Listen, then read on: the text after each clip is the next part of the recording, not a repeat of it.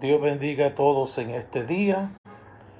Este es el día que ha hecho el Señor y es un día de alegría y es un día de gozo. Vamos a comenzar nuestra lectura bíblica. Estamos leyendo en Hechos capítulo 2.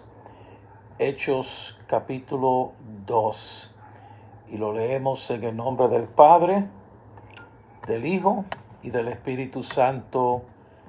Amén. Cuando llegó el día de Pentecostés, estaban todos unánimes juntos, y de repente vino del cielo un estruendo como un viento recio que soplaba, el cual llenó toda la casa donde estaban sentados.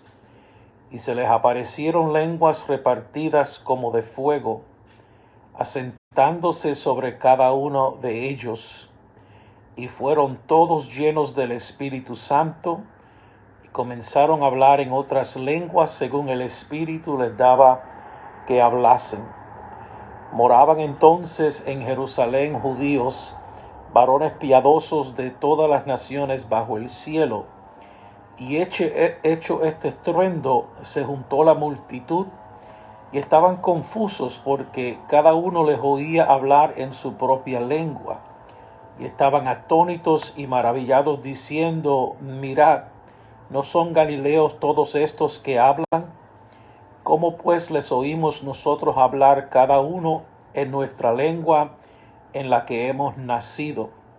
Partos, medos, elamitas, y los que habitamos en Mesopotamia, en Judea, en Capadocia y en el Ponto y en Asia, en Frigia y Panfilia, en Egipto y en las regiones de África más allá de Cirene, y romanos aquí residentes, tantos judíos como prosélitos, cretenses y árabes, les oímos hablar en nuestras lenguas las maravillas de Dios. Y estaban todos atónitos y perplejos, diciéndose uno a otros: ¿qué quiere decir esto? Mas otros burlándose decían: están llenos de mosto. Entonces Pedro, poniéndose en pie con los 11, alzó la voz y les habló diciendo: varones judíos y todos los que habitáis en Jerusalén, esto os sea notorio y oíd mis palabras, porque estos no están ebrios como vosotros suponéis, puesto que es la hora tercera del día. Mas esto es lo dicho por el profeta Joel: y en los postreros días, dice Dios, derramaré de mi espíritu sobre toda carne, y vuestros hijos y vuestras hijas profetizarán, y vuestros jóvenes verán visiones, y vuestros ancianos soñarán sueños. Y de cierto, sobre mis siervos y sobre mis siervas en aquellos días derramaré de mi espíritu, y profetizarán. Y daré prodigios arriba en el cielo y señales abajo en la tierra: sangre y fuego y vapor de humo. El sol se convertirá en tiniebla y la luna en sangre, antes que venga el día del Señor grande y manifiesto. Y todo aquel que invocare el nombre del Señor será salvo. Varones israelitas, oíd estas palabras: Jesús Nazareno, varón aprobado por Dios entre vosotros, con las maravillas, prodigios y señales que Dios hizo entre vosotros por medio de él, como vosotros mismos sabéis. A este, entregado por el determinado consejo y anticipado conocimiento de Dios, prendisteis y matasteis por mano de inicuos, crucificándole, al cual Dios levantó, suelto los dolores de la muerte, por cuanto era imposible que fuese retenida por ella. Porque David dice de él: veía el Señor siempre delante de mí, porque está a mi diestra, no seré conmovido. Por lo cual mi corazón se alegró y se gozó mi lengua, y aún mi carne descansará en esperanza, porque no dejarás mi alma en el Hades, ni permitirás que tu santo vea corrupción. Me hiciste conocer los caminos de la vida, me llenarás de gozo con tu presencia. Varones hermanos, se os puede decir libremente del patriarca David, que murió y fue sepultado, y su sepulcro está con nosotros hasta el día de hoy. Pero siendo profeta y sabiendo que con juramento Dios le había jurado que su descendencia en cuanto a la carne levantaría al Cristo para que sentase en su trono, viéndolos antes, habló de la resurrección de Cristo, que su alma no fue dejada en el Hades, ni su carne vio corrupción. A este Jesús resucitó Dios, de lo cual todos nosotros somos testigos. Así que, exaltado por la diestra de Dios, y habiendo recibido del Padre la promesa del Espíritu Santo, ha derramado esto que vosotros veis y oís. Porque David no subió a los cielos, pero él mismo dice: dijo el Señor a mi Señor, siéntate a mi diestra hasta que ponga a tus enemigos por estrado de tus pies. Sepa pues certísimamente toda la casa de Israel que a este Jesús, a quien vosotros crucificasteis, Dios le ha hecho Señor y Cristo. Al oír esto, se compungieron de corazón y dijeron a Pedro y a los otros apóstoles: varones hermanos, ¿qué haremos? Pedro les dijo: arrepentíos y bautícese cada uno de vosotros en el nombre de Jesucristo para perdón de los pecados, y recibiréis el don del Espíritu Santo. Porque para vosotros es la promesa, y para vuestros hijos, y para todos los que están lejos, para cuantos el Señor nuestro Dios llamare.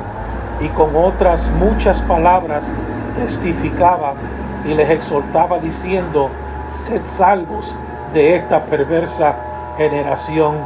Así que los que recibieron su palabra fueron bautizados, y se añadieron aquel día como 3,000 personas, y perseveraban en la doctrina de los apóstoles, en la comunión unos con otros, en el partimiento del pan y en las oraciones.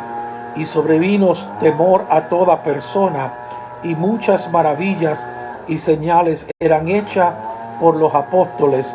Todos los que habían creído estaban juntos y tenían en común todas las cosas, y vendían sus propiedades y sus bienes, y los repartían a todos según la necesidad de cada uno, y perseverando unánimes cada día en el templo, y partiendo el pan en las casas, comían juntos con alegría y sencillez de corazón, alabando a Dios y teniendo favor con todo el pueblo. Y el Señor añadía cada día a la iglesia los que habían de ser salvos. Dios añada bendición a su hermosa palabra. Y vamos a meditar unos minutos en lo que acabamos de leer. Bueno, Hechos 2 es el día que la iglesia nace.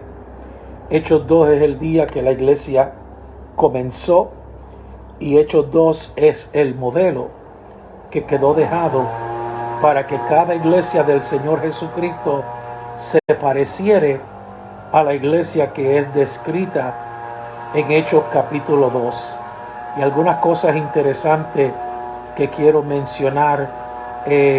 Cuando leemos Hechos 2, encontramos 7 cosas que son esenciales para la iglesia de Jesucristo. Y si nosotros queremos modelar o parecernos a la iglesia de Hechos 2, pues estas 7 cosas que voy a mencionar deben estar presentes en cada iglesia. Cuando llega el día de Pentecostés, la iglesia comenzó en la fiesta de Pentecostés, el día que los judíos conmemoran cuando Dios les dio la ley a ellos. Pues es el día que Dios nos dio el Espíritu Santo, que la iglesia comenzó. Estaban todos unánimes juntos Y lo primero que encontramos en esos primeros 4 versículos es que todos fueron llenos del Espíritu Santo.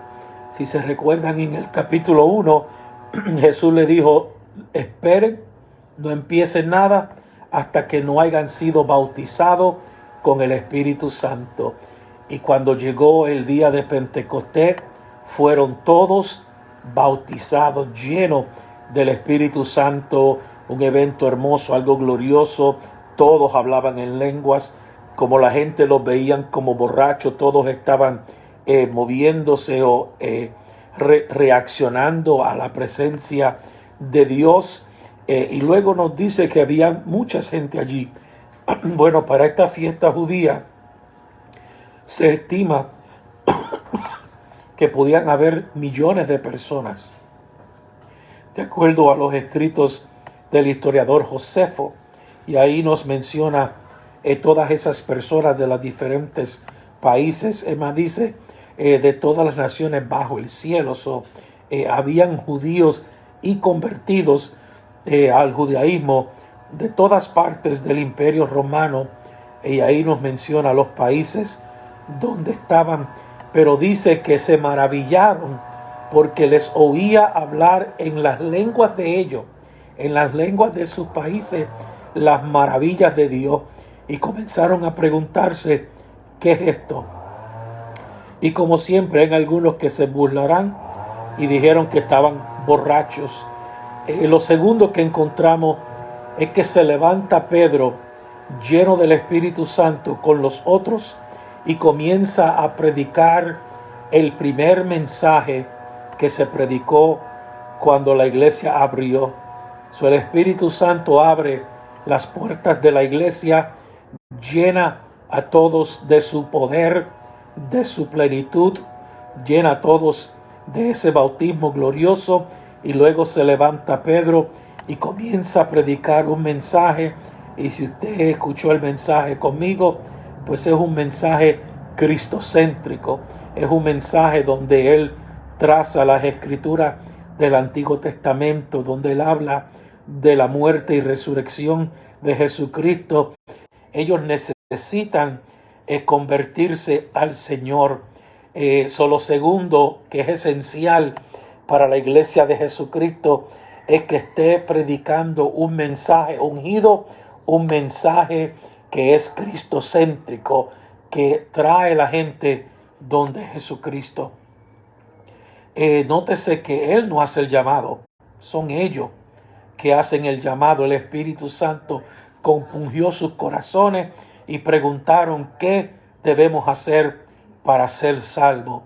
Y les dijo: arrepentíos y bautícese en cada uno, confesando o aceptando a Jesucristo, en el nombre de Jesucristo. Y luego Lucas, que es el escritor de Hechos, nos dice algo interesante, y ahí es donde quiero mencionar las otras 5 cosas que son esenciales para la iglesia. Dice en el versículo 41 que ese día se añadieron a la iglesia 3,000 personas. Esa iglesia de 120 ahora, cuando abrió sus puertas, se compone de 3,120 personas. Y luego Lucas nos describe la vida de aquellos primeros cristianos, o cómo era aquella primera iglesia. Y todos los que estudian los versos 42 al 47 encuentran 5 cosas, 5 funciones que esa iglesia hacía, que no creemos que está escrito aquí simplemente para que sea una historia. Creemos que están escritas aquí para que sean un modelo o una estrategia que el Espíritu Santo nos dejó para que la iglesia también hiciera estas mismas cosas. Dice el 42 que perseveraban en la doctrina de los apóstoles, estaban entregados, estaban comprometidos con las enseñanzas que los apóstoles estaban dando. Esas son las enseñanzas que usted y yo tenemos en este libro, en el Nuevo Testamento, donde aparecen todos los escritos de los apóstoles. Perseveraban en esa doctrina, o sea, perseveraban en aprendizaje, en el discipulado, en crecer. También participaban en la comunión los unos con los otros. Se creó una familia, una comunión, se creó una familia de fe donde todos querían estar juntos con el otro, tanto que partían el pan en las casas, comían juntos, comían con sencillez y alegría. Esa es la segunda cosa. Perseverar en la doctrina era la tercera. En la comunión con los otros era la cuarta. Nótese que dice en el partimiento del pan y en las oraciones. Celebraban la Santa Cena y oraban al Señor. Y el versículo 47 dice que alababan a Dios. Eran entregados a la adoración, a la oración, a una búsqueda del Señor. Luego nos dice que vendieron sus propiedades y sus bienes y las repartieron para llenar una necesidad que había. ¿Cuál era la necesidad? Bueno, la iglesia se llenó de 3,000 personas que habían llegado de otras partes del mundo, y la gran mayoría, si no todos, se iban a quedar ahí, no iban a regresar. Había que atender las necesidades de ellos, de comida, de hospedaje, etcétera. Pues ahí, al ver la necesidad, la iglesia o algunos, los ricos, pues vendieron sus propiedades, sus bienes, y se la entregaron a los apóstoles para llenar esa necesidad. Y esa es la número 6 que quiero mencionar, donde ellos vieron una necesidad y le sirvieron esa necesidad. Levantaron un ministerio para atender esa necesidad. Y luego nos dice que perseveraban unánimes cada día en el templo, partiendo el pan en las casas. Eso lo que quiere decir es que no se quedaron en el aposento alto, no se quedaron en su lugar de reunión, sino que salieron de sus 4 paredes y fueron al templo. El templo es donde la gente se reunían, eran como las plazas de nuestras ciudades.